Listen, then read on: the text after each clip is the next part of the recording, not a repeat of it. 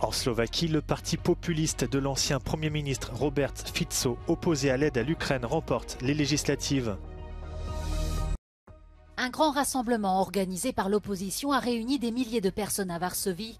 Objectif, augmenter les chances de renverser le gouvernement conservateur aux prochaines élections. À Bruxelles, la diaspora arménienne a protesté contre l'offensive azerbaïdjanaise au Haut-Karabakh. Bakou a émis un mandat d'arrêt contre l'ancien dirigeant de l'enclave séparatiste. En Slovaquie, le parti populiste opposé à l'aide à l'Ukraine remporte les élections législatives. Le Smer SD, dirigé par l'ancien Premier ministre Robert Fico, a obtenu près de 23% des voix. Comparé au Premier ministre hongrois Viktor Orban, Robert Fico a promis pendant sa campagne que la Slovaquie n'enverrait pas une seule munition à l'Ukraine et a appelé à de meilleures relations avec la Russie. Depuis le début de l'invasion russe, la Slovaquie est l'un des pays qui a le plus donné à l'Ukraine en proportion de son PIB. Le parti centriste, la Slovaquie progressiste, n'a de son côté recueilli que 17% des suffrages. Son leader, Michal Šimečka, également vice-président du Parlement européen, a déclaré que la victoire de Robert Fico était une mauvaise nouvelle pour le pays. Une coalition devrait voir le jour car avec 42 des 150 sièges au Parlement, les populistes auront besoin de s'allier avec les socialistes et les nationalistes pour obtenir une majorité. Des milliers de partisans de la coalition civique venus de toute la Pologne se sont retrouvés ce dimanche dans le centre de Varsovie et dans d'autres grandes villes du pays dans le cadre de la marche aux millions de cœurs. Cette action a été organisée par l'ancien Premier ministre, ex-président du Conseil européen et candidat de la coalition civique Donald Tusk pour augmenter les chances de renverser le gouvernement conservateur lors des prochaines élections parlementaires qui auront lieu le 15 octobre prochain.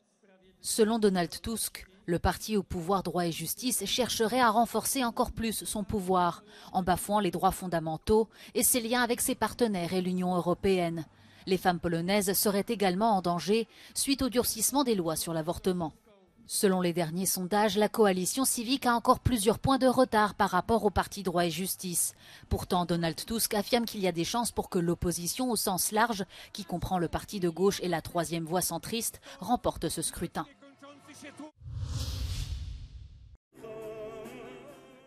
La diaspora arménienne de plusieurs pays européens s'est rassemblée à Bruxelles pour protester contre l'offensive azerbaïdjanaise au Haut-Karabakh.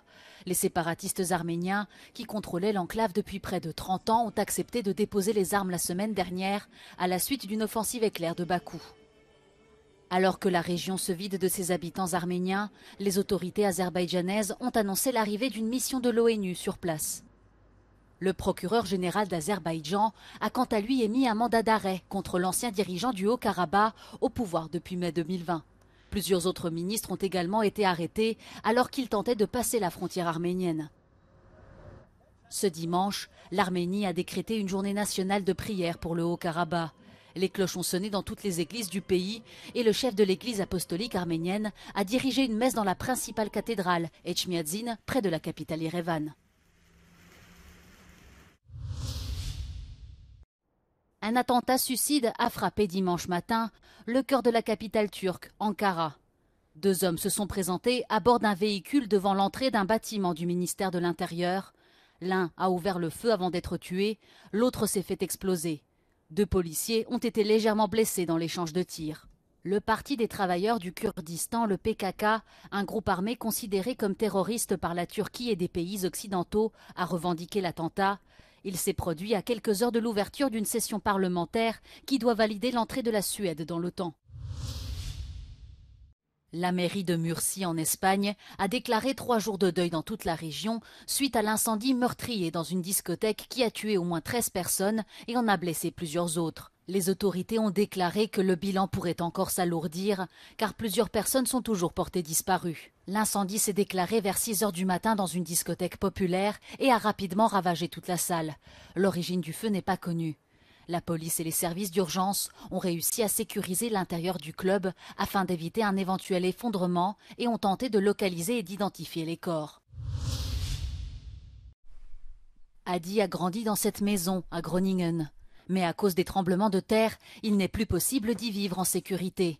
Ces séismes sont provoqués par les extractions du champ gazier voisin, le plus grand de son genre en Europe. Des milliers d'habitants ont du mal à obtenir une indemnisation malgré les dégâts qui s'accumulent. Er is gezegd, er moet verstevigd worden. En dus daar gaan ze nou straks mee aan de gang. Daar zouden ze al heel lang mee aan de gang. Maar de procedures zijn allemaal zo lang en zo ingewikkeld en zo geldverslindend ook. Terwijl dat het geld wat eigenlijk naar de huizen moet, of naar de mensen moet, ja, dat duurt allemaal heel lang. Les richesses de cette région sont pourtant à l'origine de l'État-providence néerlandais.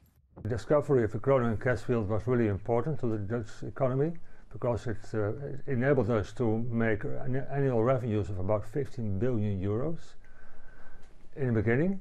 So it was a huge contribution to the Dutch economy, and also the Dutch state had a major share in these revenues. About 80% of these revenues went to the Dutch state, to the Dutch society. Ici, le premier tremblement de terre a eu lieu en 1986. En 2012, un séisme de magnitude 3,6 a causé d'énormes dégâts et changé l'opinion publique. Selon une enquête parlementaire menée plus tôt cette année, le gouvernement a trop misé sur l'extraction du gaz. Depuis le 1er octobre, l'exploitation de Groningen est fermée. Quelques jours plus tôt, le Premier ministre a rendu visite aux habitants sinistrés. It's important because we know there is a direct link between the earthquakes and gas extraction, and luckily we are able to do without the Groningen gas field. So that's why it is crucial to close this because of the safety of people. En cas d'hiver particulièrement froid, le champ pourrait être exploité une dernière fois.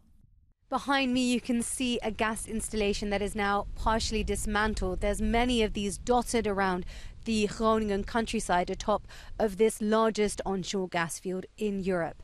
Now the gas extraction will end, but the earthquakes it has caused will continue for many decades to come.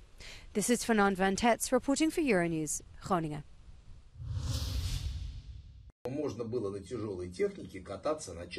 La mort d'Evgeny Prigojine le 23 août dernier compromet-elle les projets de Moscou en Afrique? Après la disparition du chef controversé de Wagner, bras armé de la Russie sur le continent africain, Vladimir Poutine peut-il encore compter sur ce groupe paramilitaire pour, je cite, lutter contre le néocolonialisme des pays occidentaux sur place, comme il l'avait indiqué à Saint-Pétersbourg lors du sommet Russie-Afrique? Prigozhin was a CEO per se, so that means the organization functions independent of him in the entire infrastructure around that organization, for which Africa is a key component in terms of financing, in terms of money laundering and other factors.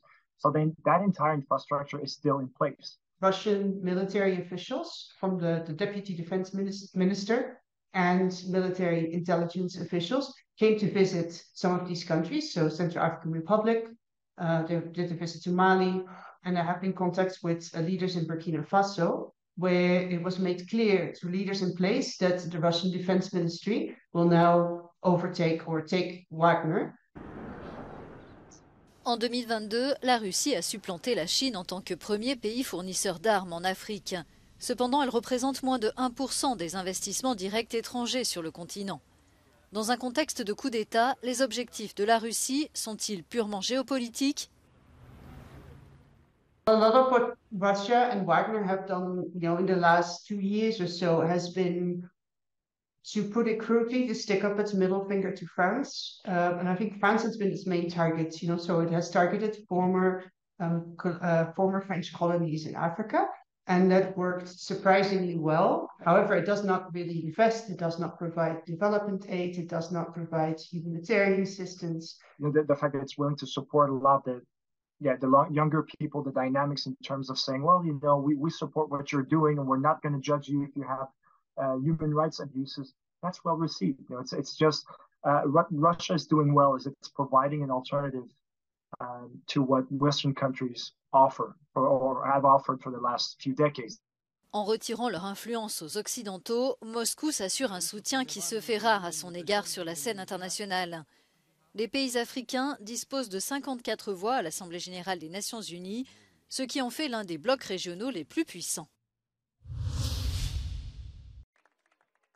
Diriger le pays le plus puissant du monde est une tâche très ardue. À l'approche de ses 81 ans, l'âge de Joe Biden sera un problème lors de sa tentative de réélection à la présidence des États-Unis.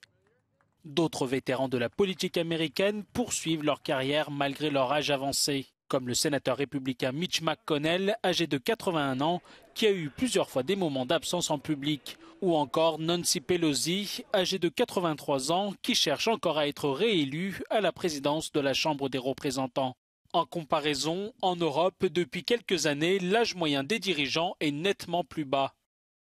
Usually in the past, prime ministers were used to enter office after accumulating a lot of experience in parliament, in the party, in the cabinet. But now we have more and more outsiders with low political experience, more technical experience, and they are young. So in this case, maybe the issue about age is the effect that can have on what prime ministers do after being in office. More and more, you have these leaders going into the private sector, and this may raise issues of accountability. Il y a déjà une limite d'âge minimum pour voter et se présenter à certaines fonctions politiques. Imposer une limite d'âge maximale serait considéré comme une forme de discrimination généralement interdite par les constitutions. Dans tous les cas, toute personne qui exerce son droit de vote doit être consciente de son choix. À l'issue d'une 44e édition qu'elle aura menée de bout en bout, l'Europe a remporté ce dimanche la Ryder Cup en battant les États-Unis à Rome. Alors que les coéquipiers de Shane Lowry avaient besoin de 4 points lors de la dernière journée, c'est finalement Tommy Fleetwood qui a concrétisé la balle de match, permettant aux Européens de poursuivre leur série d'invincibilité à domicile qui tient depuis 1993. L'Europe a pu compter sur ses joueurs clés, mais aussi sur les décisions stratégiques de son capitaine Luke Donald. Le vieux continent prend ainsi sa revanche sur les États-Unis, qui lui avaient infligé une correction il y a 2 ans à Whistling Straits.